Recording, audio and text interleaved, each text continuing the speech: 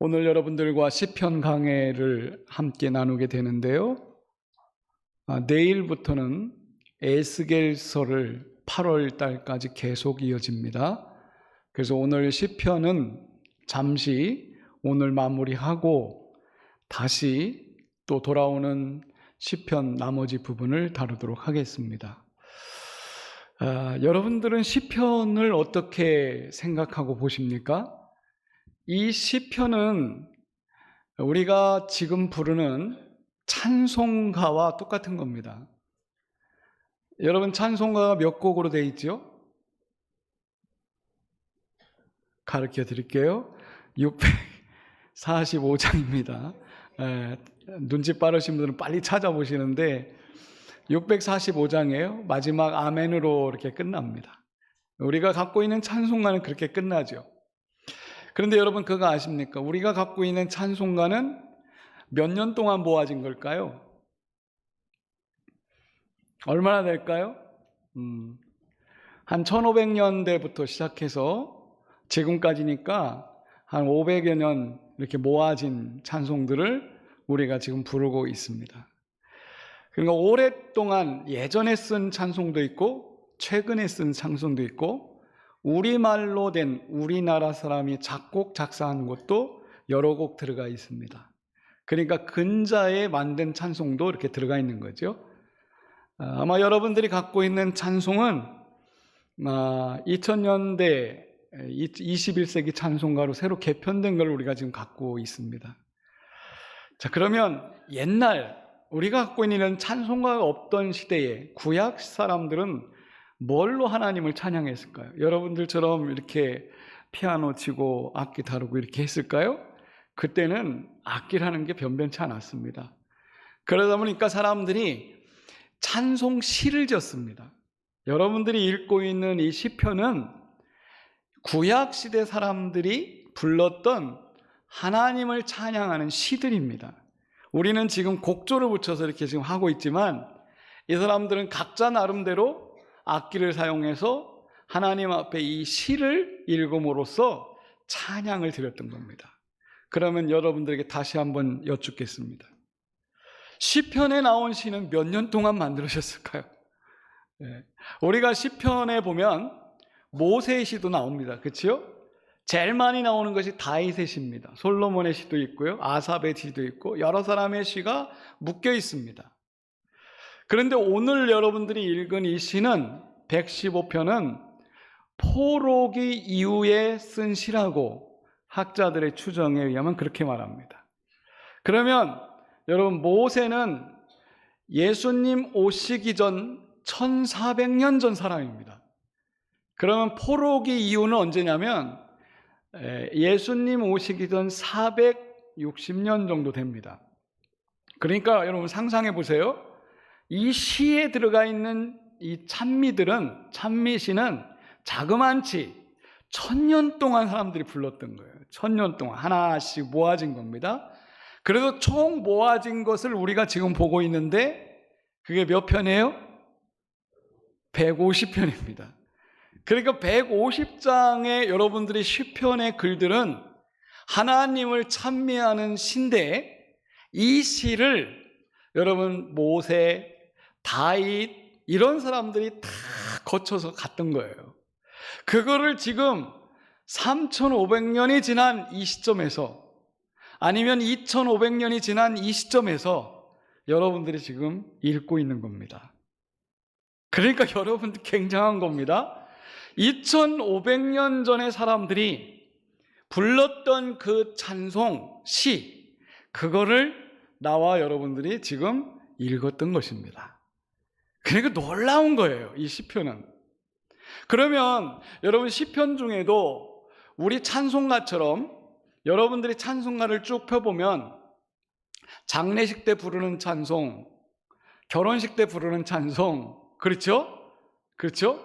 하나님의 인도를 감사하면서 부르는 찬송, 감사 찬송, 뭐 아니면 은혜 찬송, 이런 것들이 이렇게 곡 위에 이렇게 붙여 있습니다.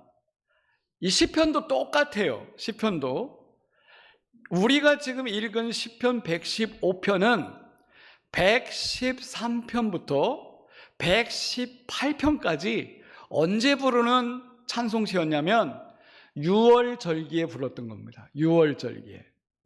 이게 6월 절기가 뭐죠? 6월 절기가 우리로 말하면 8.15 해방이에요. 8.15 해방 때 여러분 뭘 불렀을까요? 우리 조상들이 8.15 해방이 됐을 때 사람들이 막 나와서 태극기 들고 뭐 애국가를 불렀겠죠. 네? 이런 것처럼 6월 절기 때마다 유대인들이 불렀던 찬송시가 뭐냐면 여러분들이 지금 읽은 시편 115편 118편까지 113편까지 이거를 불렀다는 거죠. 그러면 여러분 6월절이라는 게 뭐예요? 6월절이라는 게 6월절은 애굽에서 해방된 날을 하나님께 찬양으로 돌리는 거잖아요. 그렇죠? 그런데 이 시는 지금 포로로 잡혀갔던 사람들이 포로에서 풀어주는 하나님을 찬양하고 있는 거예요. 그러니까 여러분 애굽에서 해방된 6월절 그 기념일에 새롭게 찬송을 지어서 지금 부르고 있다 이렇게 보시면 됩니다. 제가 서론이 길었습니다만 이런 맥락을 여러분들이 아셔야지만 오늘 읽은 시편 115편이 마음에 쏙 들어옵니다. 자, 이제 봅시다.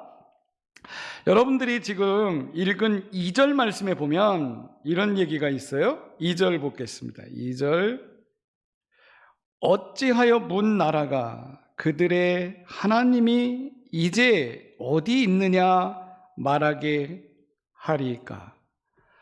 자, 이 말이 뭡니까? 사람들이요 이스라엘 사람들을 보면서 니네 하나님 어디 있어? 이렇게 묻는다는 거예요. 지금 상황이 어때요?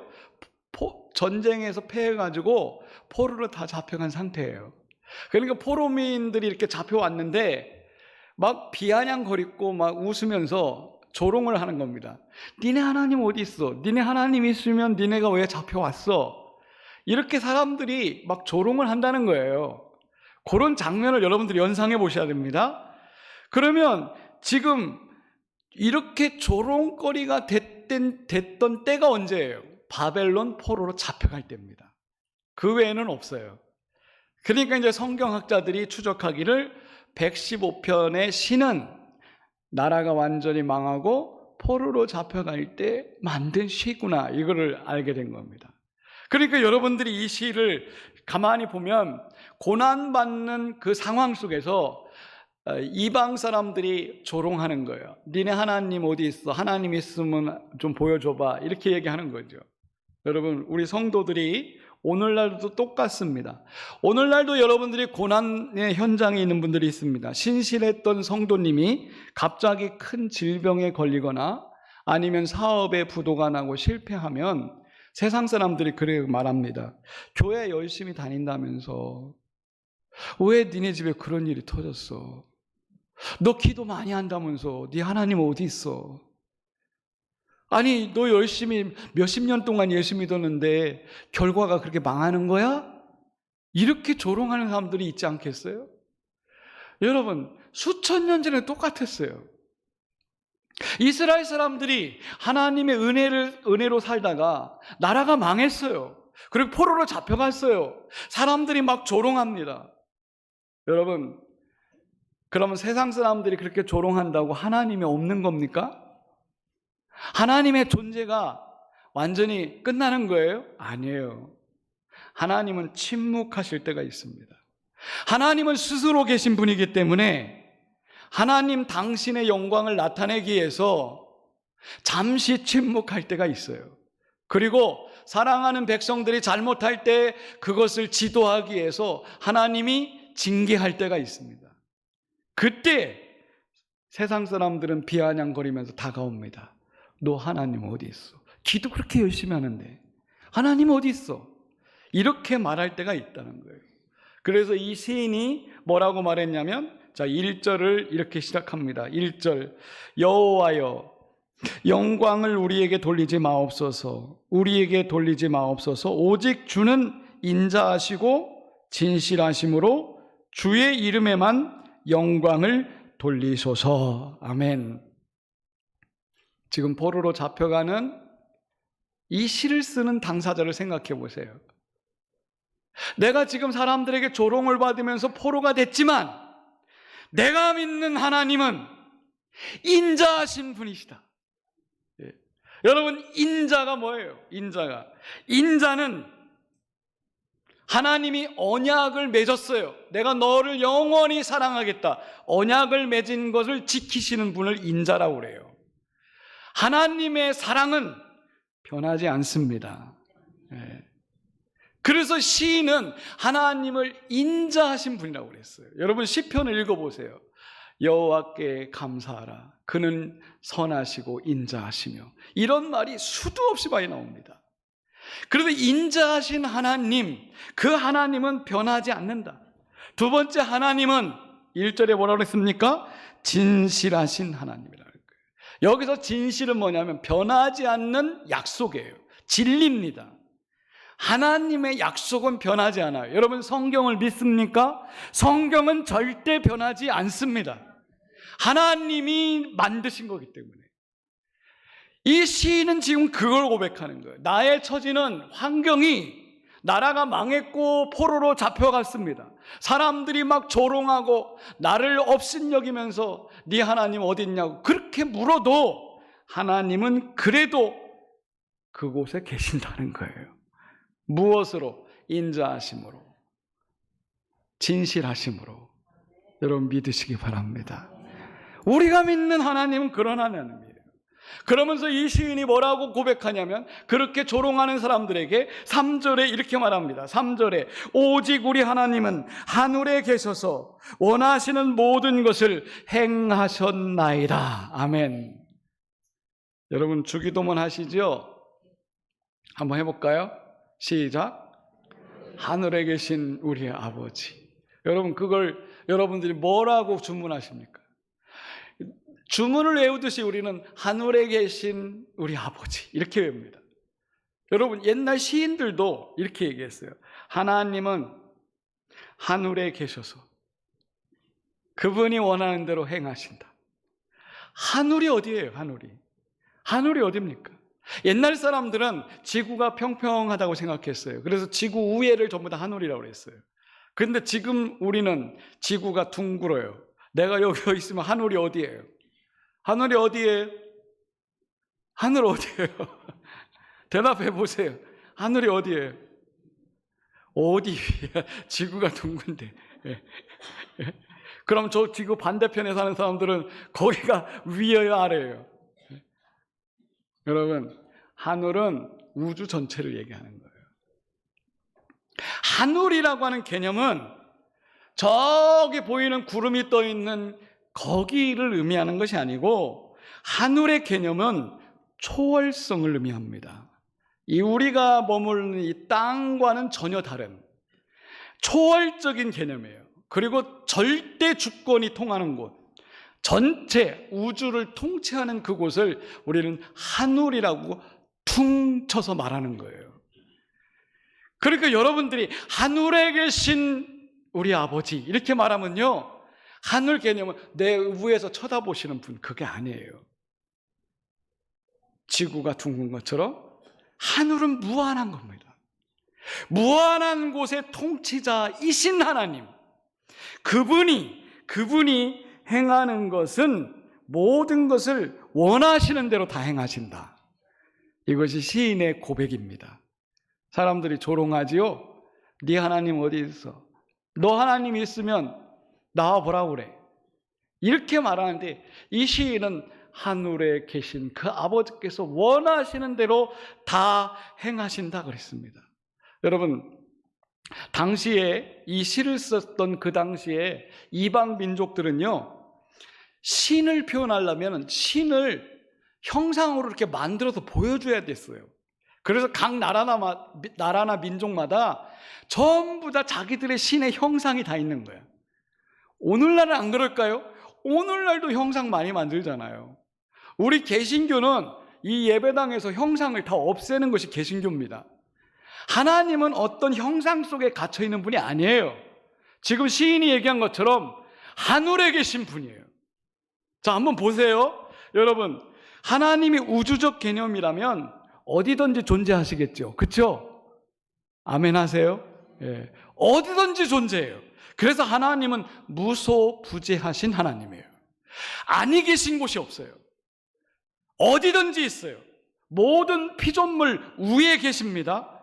그리고 피조물을 다스리는 절대자시예요. 그러면 하나님을 어떤 형상으로 표현할 수 있을까요? 표현할 수 없죠. 이 눈에 보이는 어떤 것보다도 더 크신데 어떻게 그거를 형상으로 표현할 수 있겠어요? 그런데 그 당시 사람들은요, 신을 형상으로 보여줘야만 되는 거예요. 그래서 오늘 2절 말씀에서 조롱하듯이 그래요. 니네 하나님 어디 있느냐? 형상 가져와 봐라 이거야. 형상. 눈에 보이는 하나님 가져와 봐라. 그런데 하나님이 어떻게 눈에 보이게 합니까? 여러분, 모세의 형 아론이 범죄했죠? 무슨 범죄를 했어요?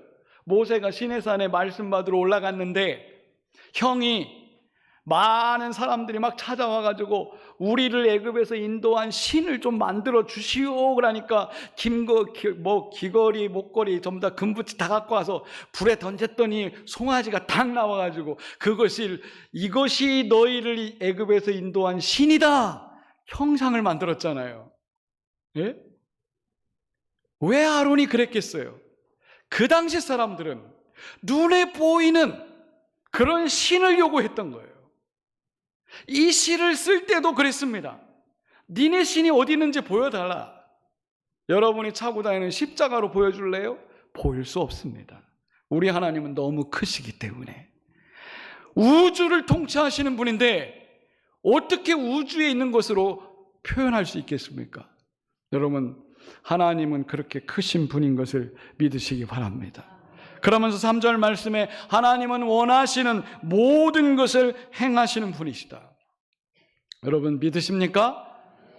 우리가 생각하는 그 이상의 모든 것을 행하시는 분이라는 거예요. 당시 사람들은요, 보이지 않으면 없는 것이라고 생각했어요. 그때 사람들의 생각은 보이지 않으면 없는 거다. 여기도 아마 그렇게 생각하시는 분들 있나요? 내 눈에 보이지 않으면 그건 없는 거다. 여러분, 이 땅에는 보이는 게 많을까요? 보이지 않는 게 많을까요? 여러분들의 생각에 여러분들이 보이지 않는 것들이 더 많은 거예요. 그렇죠? 하나님 보여달라고 하면 여러분 보여줄 수 있겠어요? 보이지 않습니다. 그러나 여러분 시편 기자는 뭐라 그러냐면 우리 하나님은 우상처럼 눈앞에 딱 세워놓고 보는 게 아니에요. 왜냐하면 하나님은 우주보다 크시기 때문에요. 내 생각보다 크시고 어떤 인간의 모든 창조물보다 크신 하나님, 그 하나님이기 때문에 너무나 크셔가지고 아무도 하나님을 볼 수가 없는 거예요. 보여주는 우상이 없는 거예요. 그런데 많은 사람들이 하나님이 내 눈에 보였으면, 하나님이 우상처럼 보여줬으면, 그래서 사람들이 오늘 4절부터 8절 말씀에 보면 우상을 만들어 놓고 이것이 신이다 이렇게 생각한 사람들이 그때 많았던 거예요. 그러면서 4절부터 한번 천천히 볼까요? 그들의 우상들은 은과 금이요 사람이 손으로 만든 것이라. 여러분, 사람이 손으로 만들었다면 무슨 재료를 갖고 했겠죠. 재료를 갖고 했으면 그 재료 자체는 뭐예요? 하나님이 창조해 놓은 피조물에 불과한 거죠. 나무든 돌이든. 피조물을 가지고 그거를 은이나 금으로 만들어가지고 이렇게 이걸 신이다라고 하는 것은 전부 다 우상인 거예요. 자, 한번 보겠습니다. 자, 5절부터 한번 봅시다.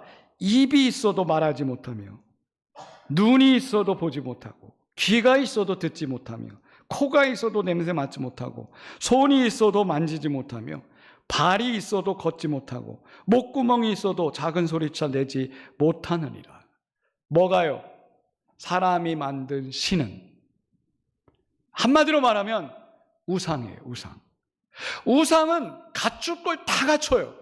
눈, 코, 입, 손, 발 멋있게 우상을 만들어놔요. 그런데 아무것도 못한다는 거예요. 아무것도. 자, 그러면 여러분 우상의 개념을 한번 정리해 봅시다. 우상은 다 있는데, 눈에도 보이는데 아무것도 못하는 것이 우상이에요. 그러면 오늘날 여러분들의 우상은 뭘까요? 여기서 교회 나와서 기도하는 사람들도 우상 섬기는 사람 덜어 있을 수가 있어요. 왜냐하면 여러분 다 갖췄는데 아무것도 못해. 죄사함도 못하고 구원도 못하고 영생도 못해, 부활도 못해. 여러분 그거 못하는 건 전부 다 우상이 될 수가 있어요. 그러면 여러분 한번 따져봅시다. 돈 가지고 구원할 수 있겠어요? 여러분이 좋아하는 돈 가지고 내가 영생할 수 있겠어요? 그런데 그거를 섬기고 있다면 우상인 거예요.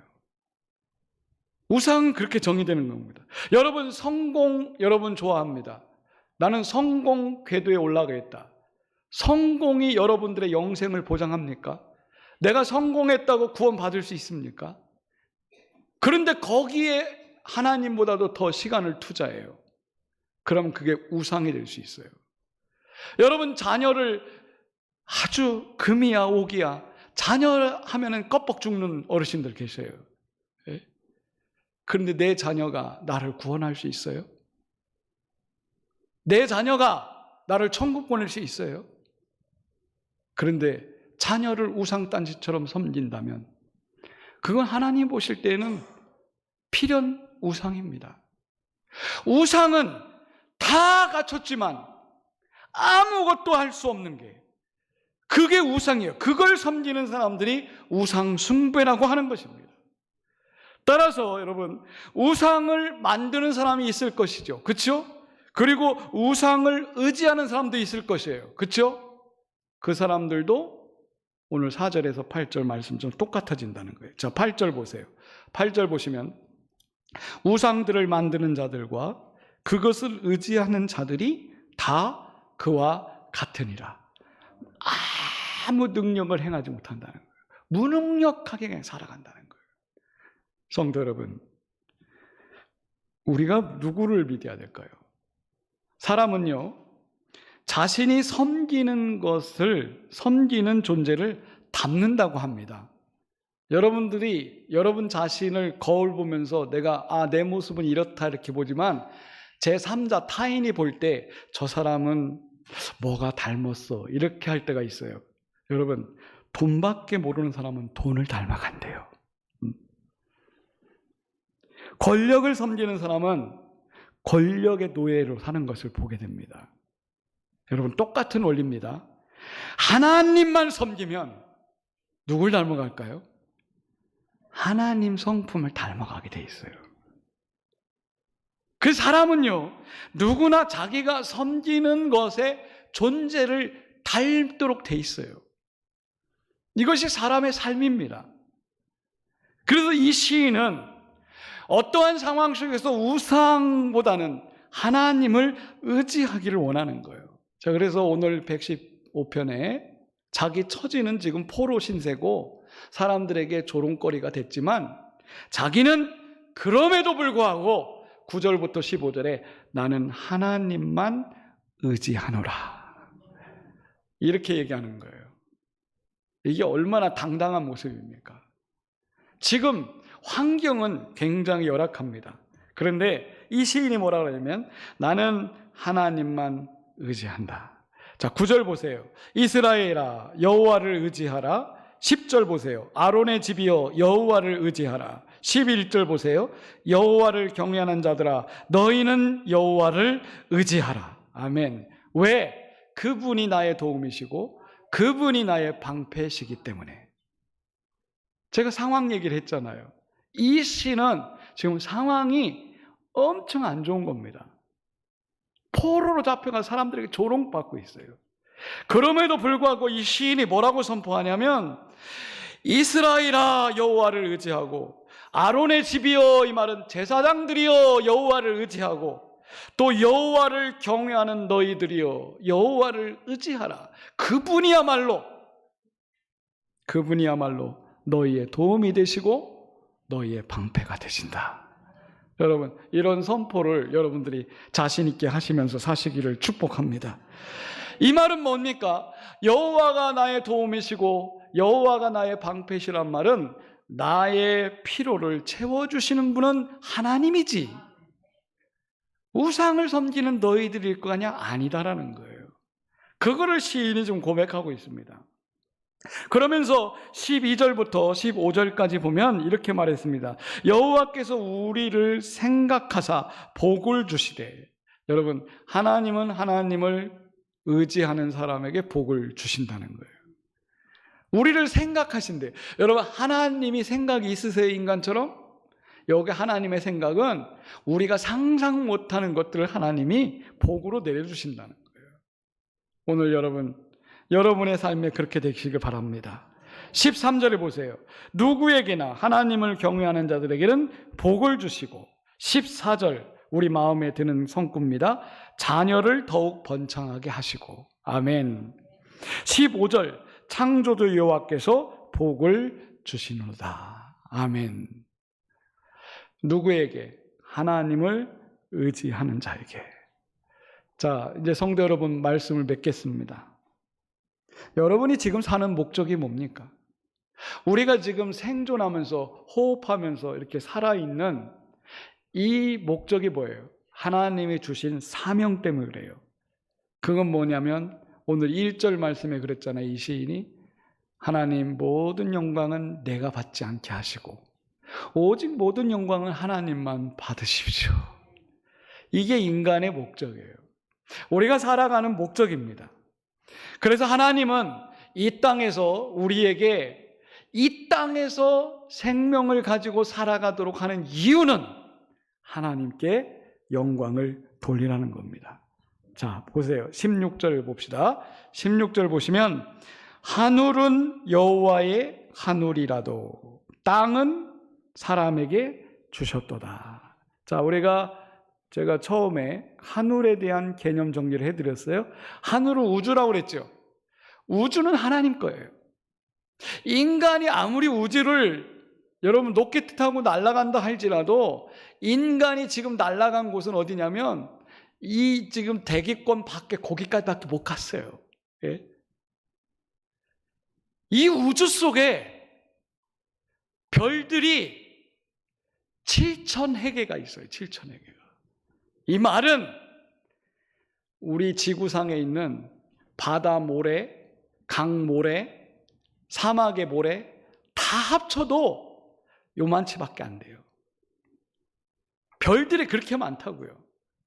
그 많은 별 중에 인간이 우주선 타고 날아간 곳은 여기 지구 밖에까지밖에 못 간 거야. 여러분 상상을 해보세요. 그러니 여러분 하늘은 하나님의 것이고 인간에게 주신 것은 어디예요? 오늘 말씀을 보니까 땅밖에 없어. 땅에서 하나님이 우리를 살도록 하셨다는 거예요. 그 말은 뭐냐면 이 땅을 관리하도록 우리에게 위임하셨다는 거예요. 우주는 우리가 건들 바가 못 된다는 거죠. 우주산업 아무리 발달해도 아마 여러분들의 살아생전에는 여러분 우리가 우주인으로서 달나라가 사기가 어려워요. 왜? 하나님의 영역이기 때문에. 우리의 영역은 땅밖에 없어요. 그런데 이 땅 위에서 여러분 그 땅 위에서 살아가는 사람 중에 누구에게 이 땅을 관리하라고 했느냐? 죽은 사람은 아니다. 살아있는 여러분들이라는 거예요. 그러니까 여러분들이 땅을 받고 살아가는 동안은 내 영광이 아니라 하나님의 영광을 위해서 살아가야 된다는 거예요. 이렇게 할 때 누가 나를 조롱해도 겁이 안 나는 거예요. 그러면 여러분 보세요. 이 땅에 사는 사람들 중에는 죽은 사람도 있을 거 아니에요. 산 사람도 있고. 그럼 죽은 사람은 하나님 앞에 찬양을 못 하나요? 산 사람의 찬양만 받으시는 분이 아니죠. 요한계시록 7장 9절부터 12절에 보면 이 다음에 예수님이 오실 때 이 땅에 있는 셀 수 없는 무리들이 하나님 보좌 앞에서 찬양한대요. 그 사람들이 누구냐면 다 죽은 사람들이에요. 죽은 사람들이 일어나서 하는 거예요. 그러나 예수님이 오시기 전까지는 땅 위에 사는 사람들에게 누가 하나님의 찬양받고 싶은 사람이 누구냐면 살아있는 숨쉬는 여러분들이에요. 그래서 시편의 마지막은 뭐냐면 호흡 있는 자마다 여호와를 찬양할지어다, 이렇게 끝나는 겁니다. 이제 정리하면 그렇습니다. 오늘 시편 115편은 6월절 때 부르는 찬송이라고 그랬어요. 찬송시라고 그랬습니다. 이 사람들이 애굽에서 해방됐듯이 바벨론 포로로 잡혀가서 해방될 때 그 기분으로 찬양을 하는 거예요. 사람들이 우리를 아무리 조롱해도 우리는 그래도 하나님 의지하면서 우주를 지배하시는 하나님, 이 땅에서 우리가 찬양하겠습니다. 이 찬송이 오늘 시편 115장 찬송이라고 하는 겁니다. 이 찬송을 통해서 여러분의 입술에서 찬송이 넘쳐나시기를 축복합니다. 기도하겠습니다. 하나님 감사합니다. 우리의 찬송을 받으시고 과거 포로에 잡혀갔던 사람들의 찬송도 받으시고, 하나님은 땅에 사는 모든 생명들이 찬양하는 것을 받으시는 우주의 통치자이신 줄 믿습니다. 오늘 하나님을 찬양하는 우리 모두가 되게 하여 주시옵소서. 예수님의 이름으로 기도드립니다. 아멘. 네, 찬송하시겠습니다.